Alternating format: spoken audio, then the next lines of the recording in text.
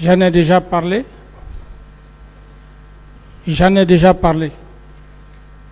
Ok. Je veux savoir, est-ce que vous avez soutenu ici que le magasin d'armement, la clé était détenue par Toumba? Vous le confirmez? J'en ai déjà parlé, maître. Voilà. Non. Suivez la question qui vient. Moi, je vous pose la question selon laquelle, est-ce que, si vous dites que Toumba détient la clé, peut-être, est-ce qu'il ne détient pas l'une des clés? Parce qu'il peut y avoir plusieurs clés. Il peut détenir l'une des clés. Ou bien, il détenait la clé principale. Il n'y avait pas une autre clé, sauf cette clé qu'il détenait. Lorsqu'on va se saisir des armes de guerre, et lorsqu'on a des explosifs, cependant, le militaire n'est pas doté d'explosifs. Et comme je l'ai dit, avoir la clé d'armement, je prends juste un exemple. C'est comme lorsqu'on parle, par exemple, d'un travailleur, d'un agent de la Banque centrale. Et cet agent, il détient la clé, mais la clé est commandée par le gouverneur de la Banque centrale. C'est aussi clair que ça. Ok. Donc, si je comprends, Toumba détenait la clé, mais à votre nom. Non. C'est lui qui sait comment il arrivait à s'armer. Ok. Et vous avez déclaré que lors du massacre du 28 septembre, vous avez été informé par feu Joseph Makambo. Et vous avez voulu partir au stade, mais on vous a empêché. Monsieur le Président, je veux savoir, est-ce que vous n'êtes pas parti au stade, mais est-ce que c'est exclu à travers votre bureau où vous êtes assis que vous fassiez des communications téléphoniques pour parler à certains en termes d'instruction? Non. Donc, vous n'avez pas été au stade et vous n'avez pas vous n'avez pas téléphoné pour vous entretenir avec vos proches? Non. Ok. Parce que c'est une piste qui peut être exploitée, parce que les communications téléphoniques, on peut remonter la filière pour savoir le contenu des conversations le jour du 28 septembre, 27 septembre, 28 septembre, 29 septembre. Ça relève de la discrétion du tribunal. Tout à fait. Si vous avez Voilà. ces moyens... Monsieur Kamala. Oui. Au niveau, je veux savoir, quelles sont les attributions d'un commandant en chef des forces armées en transition, c'est-à-dire pendant son exercice? Monsieur le Président Moussa Dadis Kamara était commandant en chef des forces armées. Je veux savoir vos attributions. Je n'ai pas de réponse à cette question. Ok. Monsieur Kamara, vous avez déclaré ici que vous partagez le pouvoir avec le général Sekouba Konaté. Je veux savoir, est-ce que quand vous étiez aux affaires entre les différents membres du CNDD, bien sûr, le premier vice-président, c'était Feu Mamadouba Toutou Kamara. Le deuxième vice-président, c'était le général Sekouba Konaté. Est-ce qu'il y avait un écrit qui définissait les attributions de chacun dans l'exercice du pouvoir? Ça, c'est par rapport à la prise du pouvoir. C'était un compagnon d'armes auquel j'avais confiance.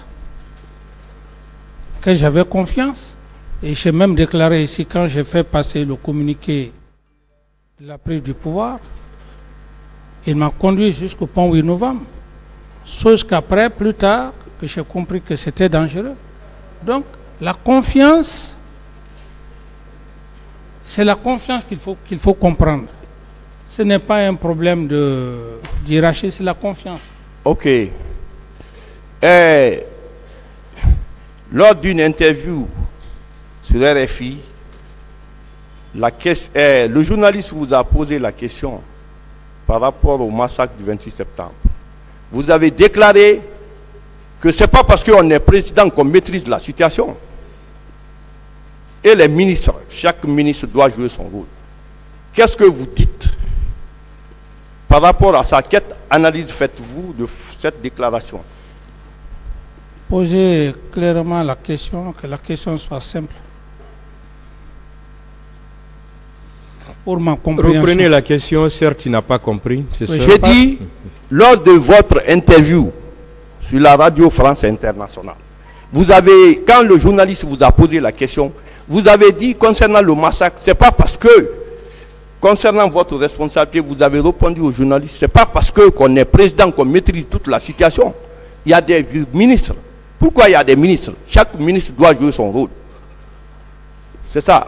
Oui, c'est tout à fait clair, maître, comme je vous l'ai dit, que ce n'est pas parce qu'on est président qu'on peut contrôler toute la situation. Ok. Monsieur le Président, lors d'une interview, vous avez déclaré que si on entend la démocratie, ce sont les militaires. Rawlings au Ghana, ATT au Mali, et que vous êtes avec le bas peuple. Vous voulez savoir ce que le bas peuple veut. Quelle analyse faites-vous de cette déclaration? Mais le bas peuple, c'est, comme je l'ai dit, le bas peuple, c'est pas seulement les intellectuels qui sont là, c'est la population en souffrance, y compris les démunis, ceux qui vivent dans les quartiers, et les ménagères, par exemple, c'est un exemple. Ok. Dans votre audition à l'instruction définitive, vous avez déclaré qu'un officier de l'état-major est un concepteur, Monsieur le Président. Vous avez dit ça. Qu'est-ce que vous voulez dire? Qu'un officier de l'état-major est un concepteur. Qu'est-ce que vous voulez dire? Oui, maître, vous savez, c'est un métier. Je réaffirme, un officier d'état-major, c'est un officier de conception. Pourquoi un officier de conception? C'est juste un exemple pour vous. Le chef d'état-major général des armées n'a pas le temps de faire des travaux d'opération. Donc, les officiers d'opération, les officiers d'état-major, c'est eux qui conçoivent, c'est eux qui font la conception. Quand il s'agit, par exemple, lorsqu'il est question pour une armée d'aller combattre, ce n'est pas le général qui est là, c'est les officiers d'état-major. C'est dans ce sens qu'il faut comprendre. C'est le cerveau du général. Je vois. C'est comme, je prends juste un exemple. C'est comme la cour. Le président du tribunal a ses assesseurs. Ce sont ses techniciens, ses cerveaux en quelque sorte. Le procureur a ses substituts. C'est dans ce sens qu'il faut comprendre. Ok. Monsieur Kamara, certes, l'armée est incontrôlée, mais s'agissant de la garde présidentielle, est-ce que la garde présidentielle, dans les conditions normales, est sous votre autorité et que c'est les hommes de confiance qui composent la garde présidentielle, lorsque la garde présidentielle va au stade pour massacrer, est-ce que on peut dire que la garde est partie là-bas et que vous n'êtes pas informé? Qu'est-ce que vous en dites? Maître, je pense que j'ai suffisamment parlé de ça. Oui. Et je reviens sur les propos de M. Toumba. Lorsqu'il parlait de sa formule, de sa célèbre formule, il parlait de noyaux et des électrons libres. Ce fut le cas. Ton aide de camp, en même temps commandant de régiment qui vient t'empêcher de ne pas aller au stade, pendant que vous êtes au bureau, il quitte dans un esprit comme pour dire qu'il va me chercher, mais c'est une aberration. Il faut d'abord passer voir, est-ce que le président est dans son bureau? Et surtout, il a déclaré ici qu'il avait déjà mis une garde pour dire que le président ne doit pas sortir. Et dans votre métier, c'est ce qu'on appelle la séquestration. Il ne vient pas voir cette garde pour se rassurer si le président est là. Je pense qu'il n'y a pas de débat à ça, maître. Vous êtes des pénalistes, oui, et vous en savez mieux que moi.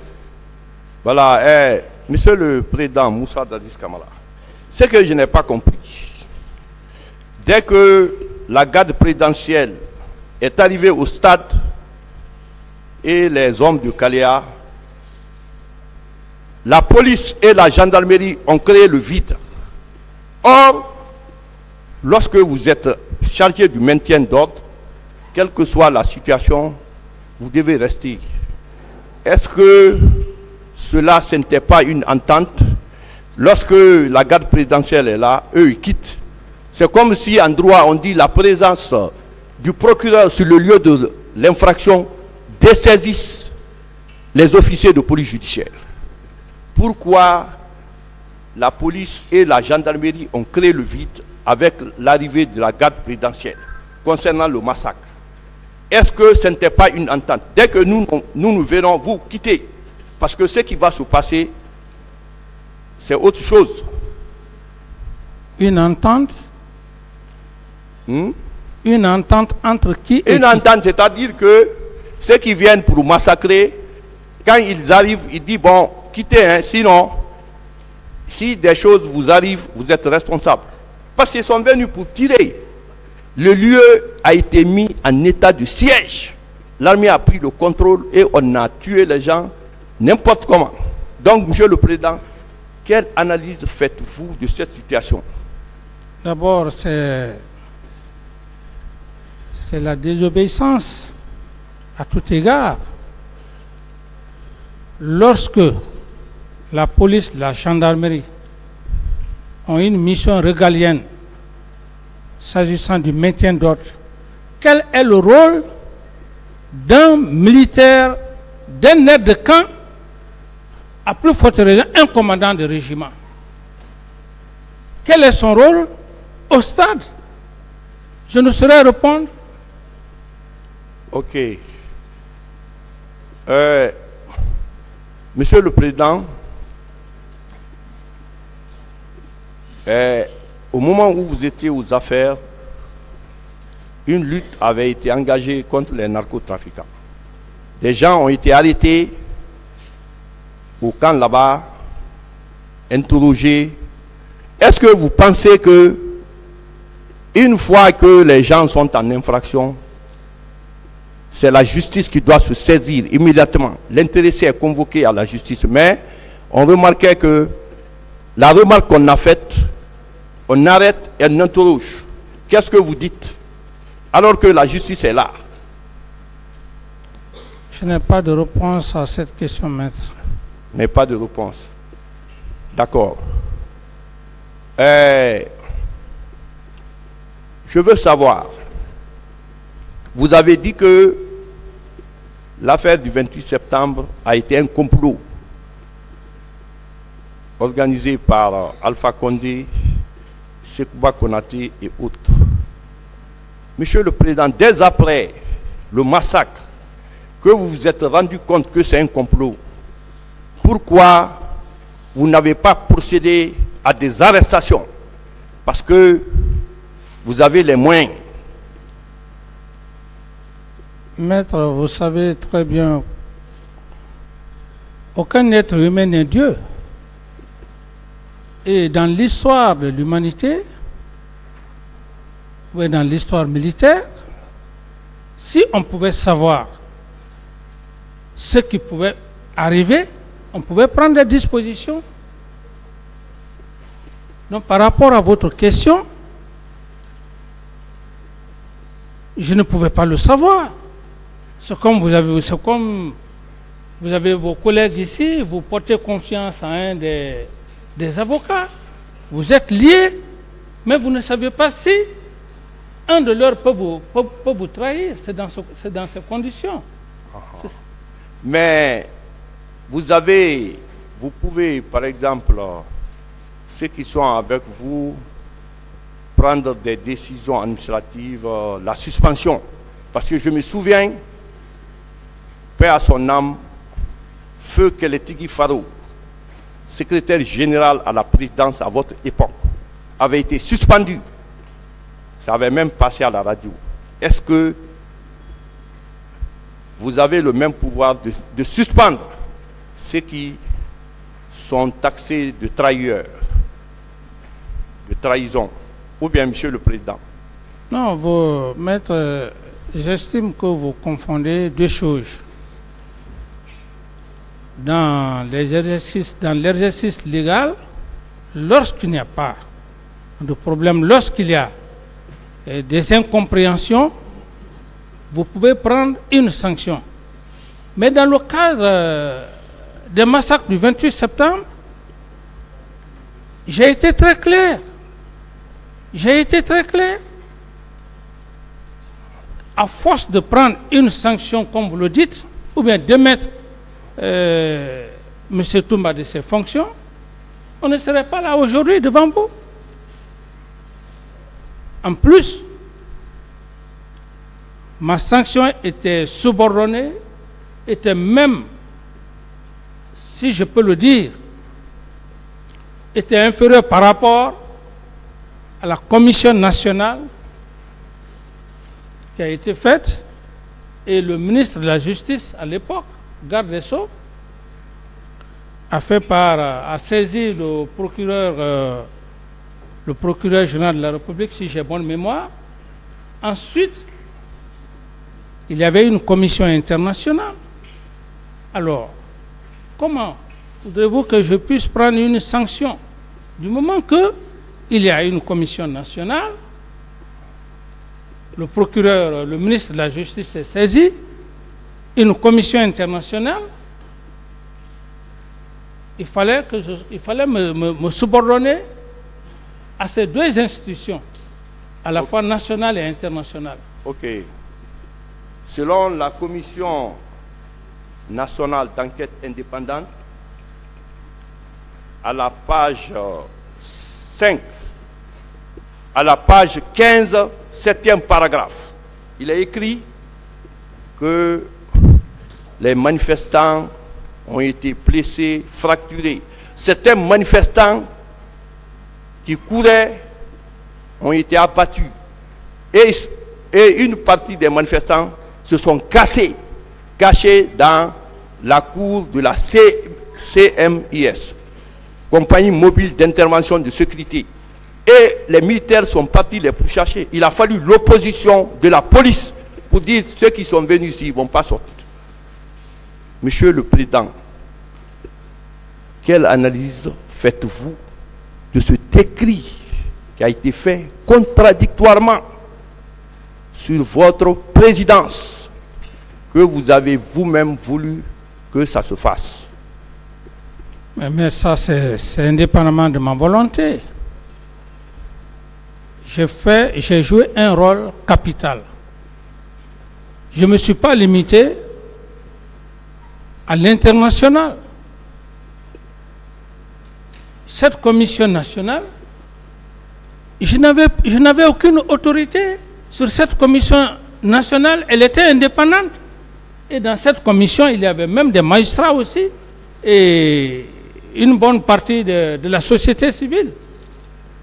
Alors, donc, je suis vraiment désolé que vous me rappeliez de cette situation. Ok. Monsieur le Président, dans l'une de vos interviews, vous avez dit qu'on vous a posé la question de savoir pourquoi vous n'avez pas procédé à des arrestations. Vous avez dit que vouloir procéder à des arrestations, que ça serait un règlement de compte. Qu'est-ce que vous voulez dire? Oui, règlement de compte, mais la justice est là. La justice, on ne peut pas arrêter des gens sans fondement. C'est pour cette raison d'ailleurs que j'ai donné instruction à l'époque au ministre de la Justice pour des enquêtes, et c'est cette justice qui devrait faire des arrestations. Ok. Bon, Monsieur le Président, quand on parle d'arrestation ici, selon nous les professionnels, c'est de permettre à la justice de convoquer les suspects, ceux qui sont accusés du massacre. La justice les convoque. C'est comme après votre départ, il y a eu, la justice s'est saisie en mettant en place 3 juges qu'on appelle juges pool d'instruction. Les juges de pool d'instruction pour faire la lumière concernant les massacres. Donc, en ce moment-là, Monsieur le Président, si je parle d'arrestation, c'était de les mettre à la disposition de la justice, qu'ils viennent être auditionnés par les officiers de police judiciaire, par le juge d'instruction, la justice. C'est ce qu'on veut dire comme arrestation. La venue de la commission, elle est bonne, mais personne ne peut relater les faits plus que vous, Kéo. Ceux qui ont vécu le massacre. La commission internationale, c'est un organisme étranger. Quand ils viennent, ils posent la question à ceux qui ont vécu les faits. C'est comme un avocat et un client. L'avocat n'a pas vécu les faits. Quelle est la mais question, le client l'explique. Monsieur le Président, je veux savoir que je veux lui poser la question selon laquelle pourquoi il a dit que les arrestations seraient un règlement de compte alors qu'il y a eu massacre. Oui, mais le terme est très clair. Il y a eu massacre. Il faut préalablement faire des enquêtes pour arrêter X ou Y. Et surtout à l'époque, il y avait le ministre de la Justice, garde des Sceaux. Je lui ai instruit. Je pense que la justice est au-dessus de tout. D'accord. Est-ce que, à l'époque, Monsieur Mandiou, Monsieur Colonel, il était colonel, hein?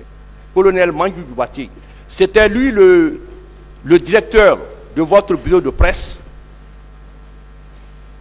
celui qui lisait les décrets à la télévision, Mandiou Djoubati, colonel Mandiou Djoubati.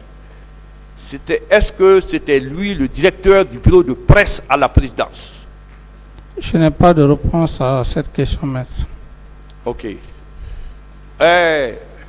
Monsieur le Président, concernant le régiment, vous savez, le régiment, c'est l'ensemble des bataillons qui forment le régiment. Est-ce qu'aujourd'hui, vous êtes d'accord que les chefs de section, les chefs de compagnie de ce régiment comparaissent devant le tribunal pour donner leur version des faits? Je vous pose la question.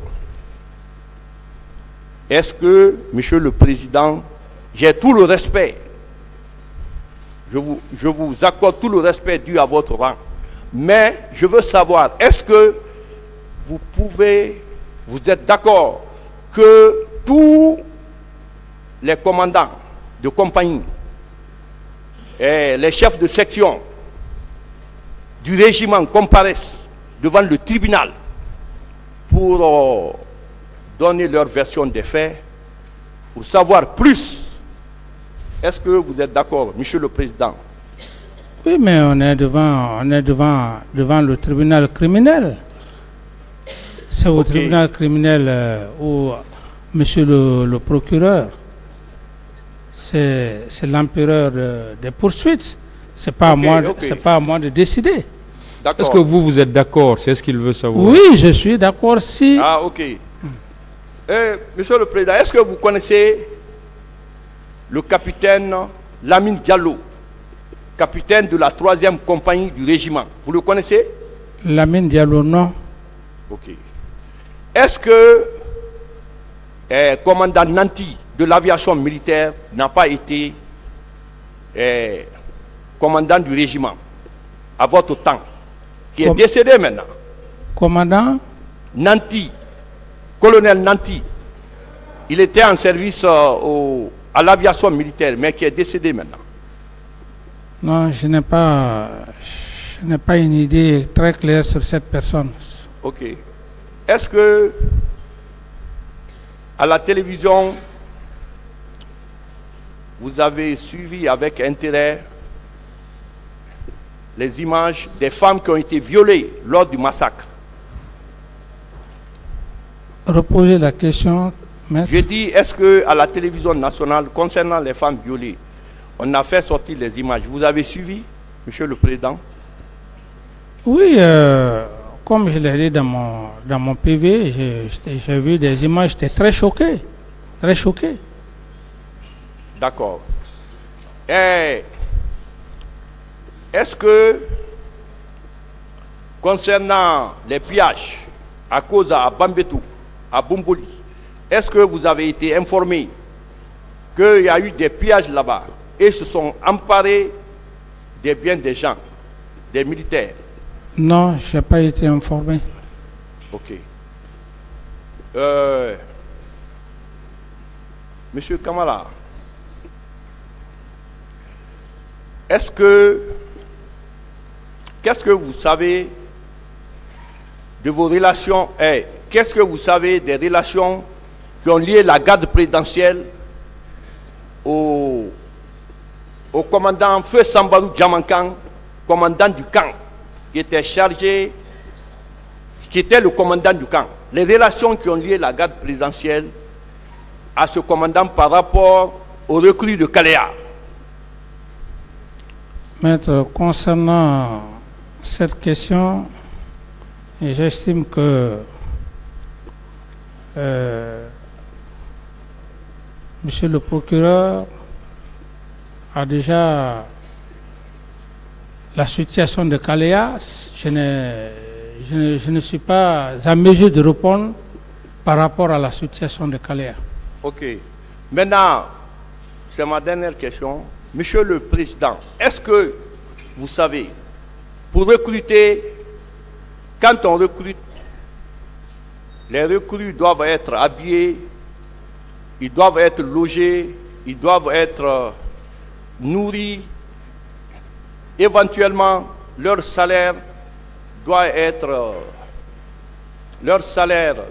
budgétisé. Est-ce qu'on peut faire un recrutement sans que vous ne soyez au courant en tant qu'ordonnateur principal du budget de l'État?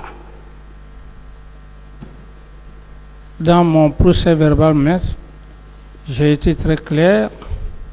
Si vous voulez parler de quel recrutement, d'ailleurs, vous voulez parler, pour que je sois très précis avec vous,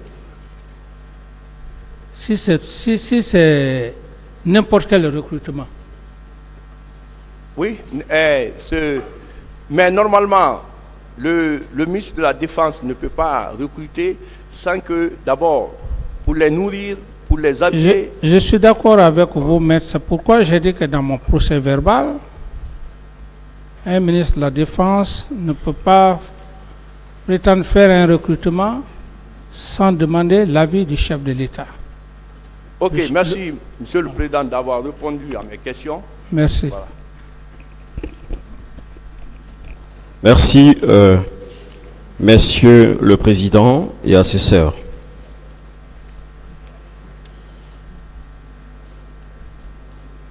Monsieur Camara.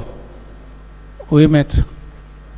Le 8 juillet 2015, à Ouaga, devant les juges d'instruction et le procureur, vous aviez dit ceci: le peuple de Guinée et les familles victimes ont besoin de ma part de vérité. N'est-ce pas? Oui, maître. Est-ce que ce même peuple que vous aimez tant peut compter sur vous pour dire toute la vérité dans cette affaire? Tout à fait, maître. Est-ce que pour cela, vous êtes prêt à répondre à toutes les questions liées aux événements du 28 septembre? Tout à fait, maître. Bien. Est-ce que vous savez que les événements du 28 septembre sont liés à votre pouvoir? Sont liés à votre pouvoir? Oui, les événements du 28 septembre, j'étais président de la République à l'époque. Alors, quelle est votre perception du concept pouvoir? Pour le capitaine Moussa Dadis Camara, c'est quoi le pouvoir? Maître, j'estime que le terme pouvoir dans l'encyclopédie, il y a le sens figuré. Donc, le pouvoir, je ne saurais vous le définir. Je vous demanderai juste de consulter le dictionnaire pour ne pas vous donner une définition que ce soit en porte-à-faux par rapport à la définition du pouvoir. Non, non, votre avis. Comment vous considérez le pouvoir, vous, monsieur le capitaine Moussa Dadis Camara? Non, maître, j'ai plus de réponse à cette question. D'accord. Monsieur le capitaine, comment est-ce que vous êtes arrivé au pouvoir? Comment se fait-il que vous, capitaine à l'époque, parmi des colonels, parmi tant de généraux, vous avez été choisi, vous avez été porté au pouvoir? Comment est-ce que vous pouvez expliquer cela au peuple de Guinée, oui, auquel vous avez promis de dire toute la vérité? Je vous ai dit ici que je suis un officier d'état-major formé au camp El Faya par la coopération française. Donc, les cours que j'ai suivis ne me permettent pas de rentrer dans les détails de prise de pouvoir parce que... D'accord, c'est compris. Merci. Alors, est-ce qu'on peut déduire que le capitaine Moussa Dadis Camara avait déjà préparé ce pouvoir bien avant la mort du feu général Lansana Conté? Je réitère encore, maître, j'ai été très clair devant l'auguste tribunal que mon avènement au pouvoir, ce n'était ni ma force, je n'étais pas le meilleur officier, encore moins le plus intelligent. J'ai dit que c'est Dieu. Et je rends grâce au feu général Lansana Conté. C'est tout ce que je peux dire. À part ça, je ne peux pas expliquer autre chose lié à la prise du pouvoir. D'accord. Pourquoi est-ce que vous rendez grâce au feu général Lansana Conté? Est-ce qu'on peut savoir? Oui, c'est ce que je vous dis, maître. J'ai dit, cet homme était un homme extrêmement intelligent. C'est lui qui vous a préparé à prendre le pouvoir? S'il vous plaît, laissez-moi aller au bout de mes idées. Ok, allez-y. Un homme extrêmement intelligent, une intelligence hors norme. Si cet homme, Dieu a fait que cet homme m'a gardé dans son cœur, je ne peux que remercier le bon Dieu. Comment est-ce qu'il... Sinon, vous vous imaginez quelqu'un qui vient de la forêt profonde,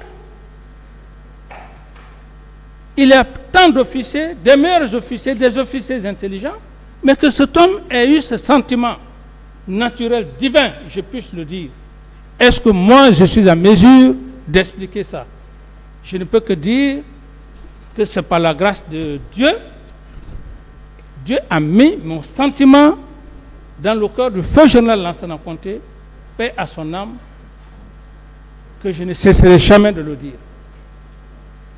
Pourtant, à la prise du pouvoir, en 2008, il semblerait que il n'y avait pas de consensus au départ. Oui, mais moi je vous ai dit que je ne veux pas rentrer dans les détails. D'accord. Est-ce qu'on peut déduire que le capitaine Moussa Dadis Camara a consenti d'énormes sacrifices pour arriver au pouvoir? C'est Dieu. C'est Dieu. Moi je suis croyant, c'est Dieu. D'accord. Machiavel, que vous inspire-t-il?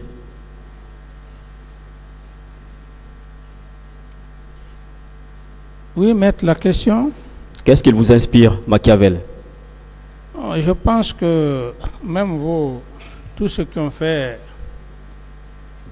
l'administration, je veux parler du droit, de l'économie, et surtout, votre profession, tout le monde sait qui fut Machiavel.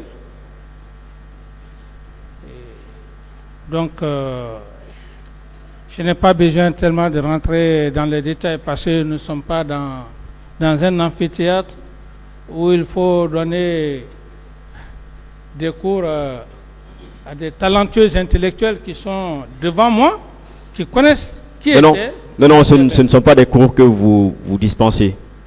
Oui. Ce n'est nullement cela. C'est votre avis. C'est tout simplement parce que vous aviez l'habitude de citer Machiavel. Et même ici, vous aviez eu à citer Machiavel à plusieurs reprises. Oui. Donc on voudrait juste savoir pourquoi cela. Oui, mais maître, c'est la lecture. C'est la lecture. Quand vous dites, quand le capitaine Moussa Dadis dit, c'est machiavélique, souvent qu'est-ce qu'il veut dire? Mais maître, dans Machiavel, il y a ce qu'on appelle... il faut diviser pour régner. Je ne vais pas rentrer dans tous les détails. Il faut diviser. Il faut diviser pour régner. Il faut, ministre, s'il vous plaît, laissez-moi aller au bout de mes idées. Oui. Il faut diviser pour régner. Ensuite, Machiavel, beaucoup se sont servis de Nicolas Machiavel.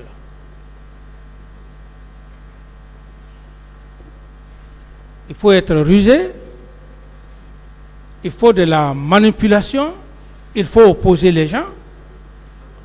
Il y a plein d'exemples. Plein d'exemples. Où, d'ailleurs, Nicolas Machiavel dit, et c'est ce qui est d'ailleurs même très dangereux. C'est ce qui est d'ailleurs très dangereux pour ceux-là qui veulent passer par le système, sinon que dire pour arriver à ces objectifs, vaille que vaille, il faut procéder à tous les moyens. Bien. Il faut procéder par tous les moyens. Par tous les moyens. Pour parvenir à son objectif ou à ses objectifs. Ça, ce n'est qu'un petit résumé. Je comprends. Voilà. Très bien. Alors, l'opposition a un pouvoir. Quelle est votre appréhension de ceci? L'opposition a un pouvoir. L'opposition a un pouvoir. C'est dans mon PV ou bien c'est une question? Non, c'est une question. Ouais, l'opposition, ça c'est la Constitution qui stipule ça. Oui, effectivement, la Constitution la consacre. Nous sommes entièrement d'accord là-dessus. Oui. Mais vous, président, capitaine Moussa Dadis Camara, l'opposition pour vous, c'est quoi? Maître, je ne saurais vraiment répondre à cette question. D'accord, c'est compris. Alors, votre voyage sur la baie, le 26 septembre 2009, c'était dans quel cadre? Oui, j'ai été très clair devant le tribunal. J'ai dit et je réitère que ce n'était pas dans mon programme pour aller à la baie, mais puisque les sages du Fouta sont venus me voir pour me dire d'aller leur rendre visite pour l'esprit d'unification